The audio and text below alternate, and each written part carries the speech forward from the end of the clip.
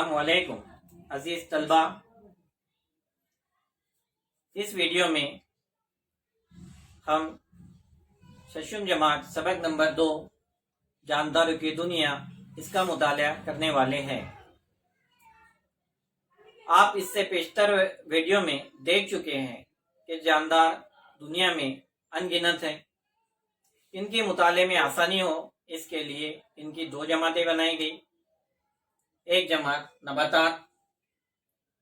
नबातात में पौधे, पेड़, बेलें, तमाम किस्म के नबातात, ये सब एक ही जमात में। हैवानात दूसरी जमात। नबातात और हैवानात दोनों में काफ़ी फ़र्क है, लेकिन चंद अहम खुसूसियात ऐसी है जो दोनों में यकसा तौर पर पाई जाती है। आज हम वही खुसूसियात का मुताला करेंगे। ये खुसूसियात अगर जानदारों में मौजूद हो तो वो जानदार होगा, और ये खुसूसियत अगर ना हो तो उसे हम बेजान कहेंगे। जानदारों में सबसे पहली खुसूसियत है नशोनुमा। नशोनुमा ये लफ्ज़ जैसे ही हमारे सामने आता है, सवाल जहन में आता है, नशोनुमा यानी क्या, किसे कहेंगे। आपने बारहा तजुर्बा किया है कि आप जब ज़मीन में बीज बोते हैं, साजगार हालत में उससे कोपल फूटती है और धीरे धीरे उसका पौधा बनता है और वो बढ़ता जाता है। आप माहौल में आसपास नज़र डालें,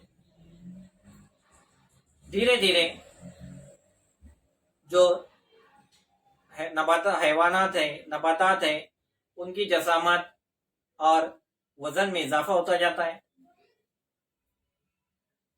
वज़न कद में इजाफा ही दरअसल नशोनुमा कहलाता है।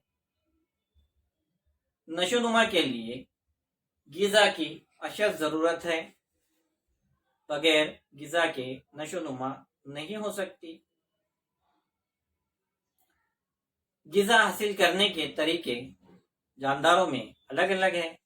जैसे नबातात में कुदरत ने एक मादा रखा है जिसे खिज़रा कहते हैं।